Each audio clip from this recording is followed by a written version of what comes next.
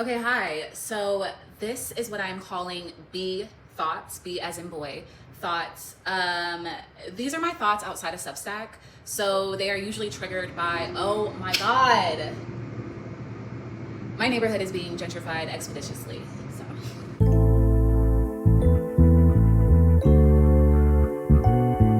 So B thoughts, these are the thoughts that I'm having outside of Substack. These are usually triggered by comments that are left on my pieces, conversations that are being had on the app, bullshit on my feed, anything really. But these are unstructured rants. This is just me chit-chatting and talking. And so if you want to see well-researched written words, head over to the Substack.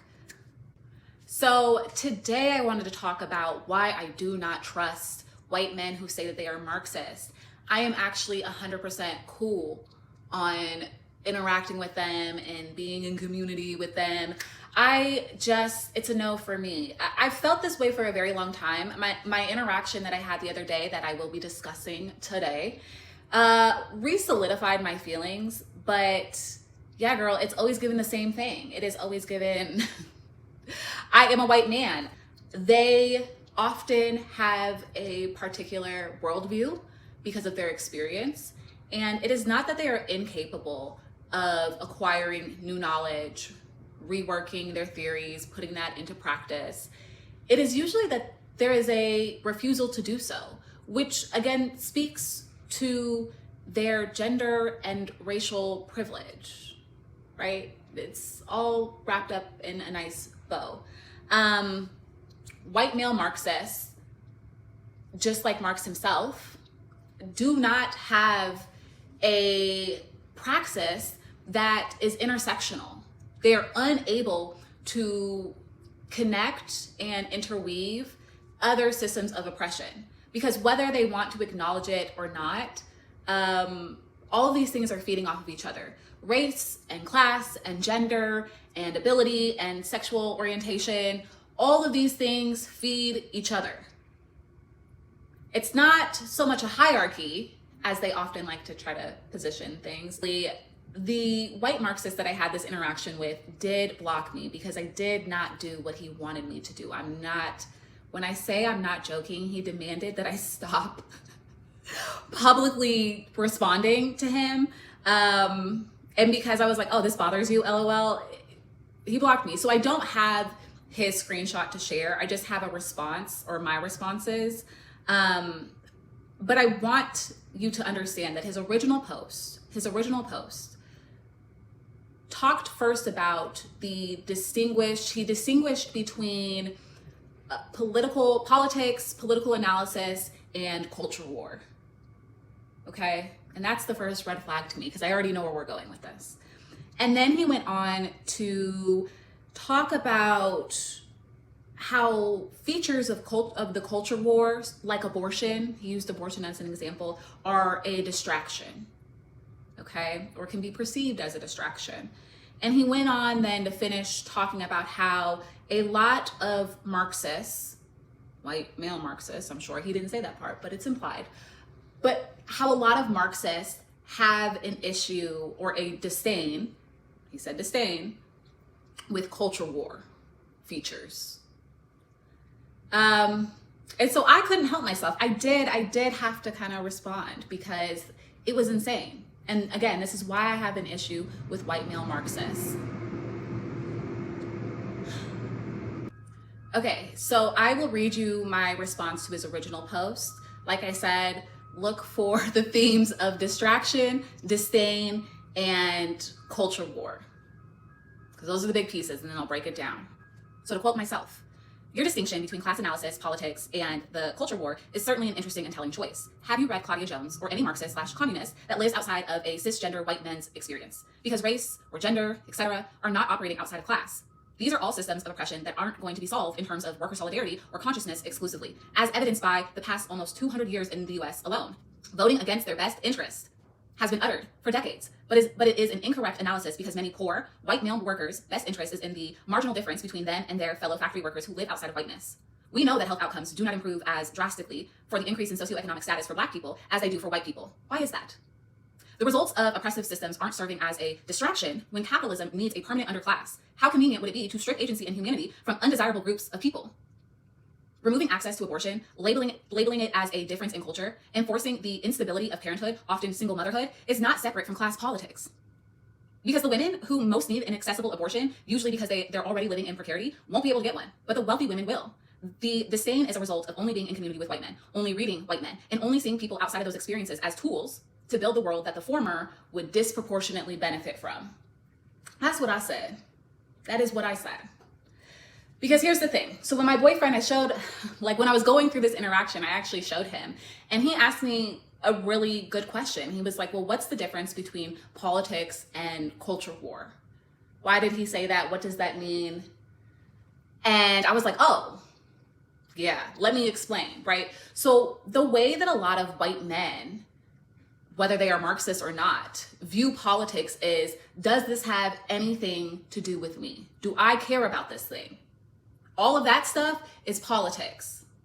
Everything outside of that, everything that might disproportionately impact a person outside of white men, culture war. We slide it on over into the culture war. Abortion, because he used abortion in his original post to talk about the culture war. He's saying that abortion is the culture war. Huh? Like, what? Right? Like, gender-based violence is culture war. That's very interesting. That's, as I said, that is a very telling choice. That is an interesting marker of distinguishing. And as I pointed out, you cannot reduce abortion to culture war and remove it from class analysis. How are those separate? They're not. They feed each other. Okay. Very bizarre. Referring to culture war, the non-political, as a distraction, again, very telling. How is talking about race? How is DEI? How is abortion? How are these distractions? But they're distractions if you're a white man and you just need the numbers, if you just need people to kind of come and work on your project. Because the thing that he said in his original post that also was very bizarre was that you should care about race. And again, he knows his target audience. He's only in community with other white men. But he is telling his audience that you should care about the culture war. You should care about race because, well, how else are we going to organize Black workers and white workers? You should care about queer phobia because how else are we going to organize straight workers with queer workers? Which is why I said that, like, you were only seeing people outside of white men as being tools, as pawns, as numbers. Again, wrap that shit up. Don't talk to me about your culture war stuff. Just get in line. Just get in line.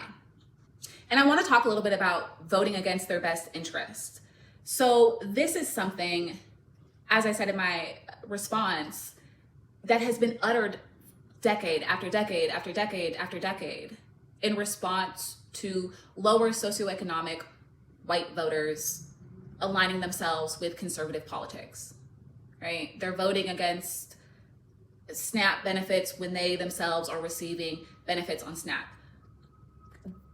This is a poor analysis because they're not actually voting against their best interests. Something that I will never ever forget is one of my classes, political behavior. One of the most, it was stuff that I already knew, but it really transformed the way that I was able to communicate ideas. Because something that we talked about a lot is this idea of voting against their best interests.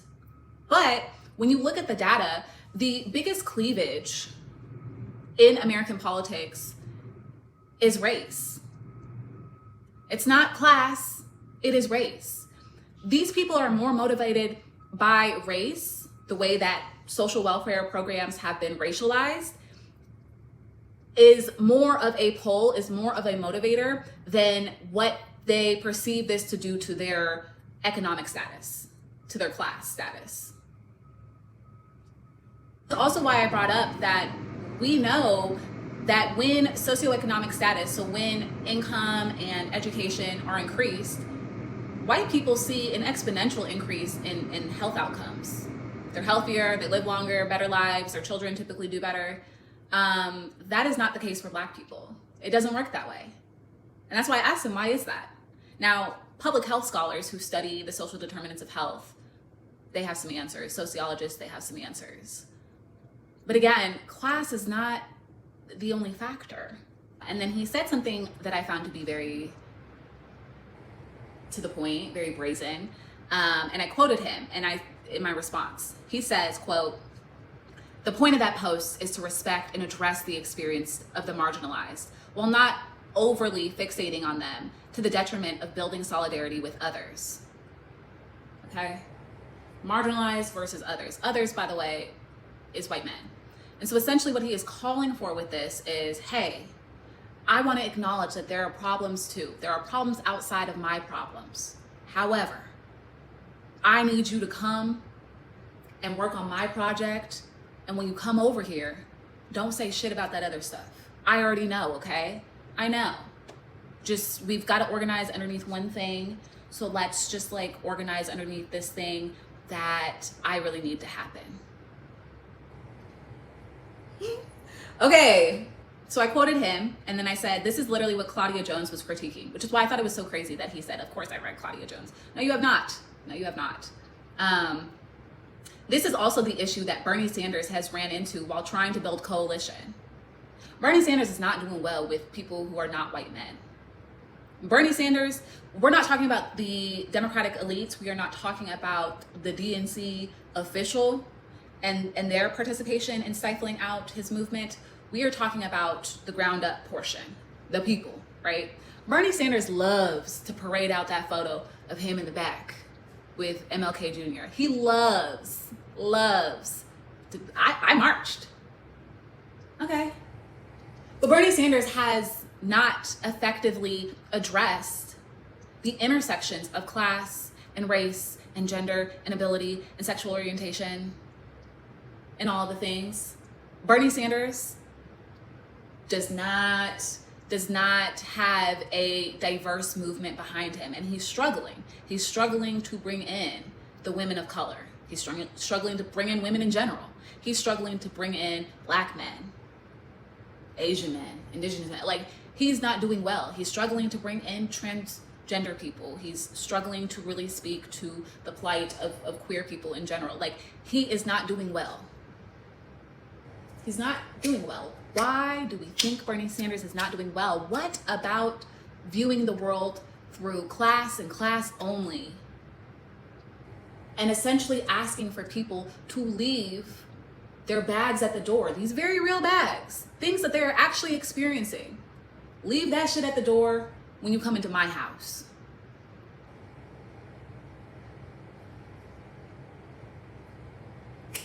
Hello? Okay.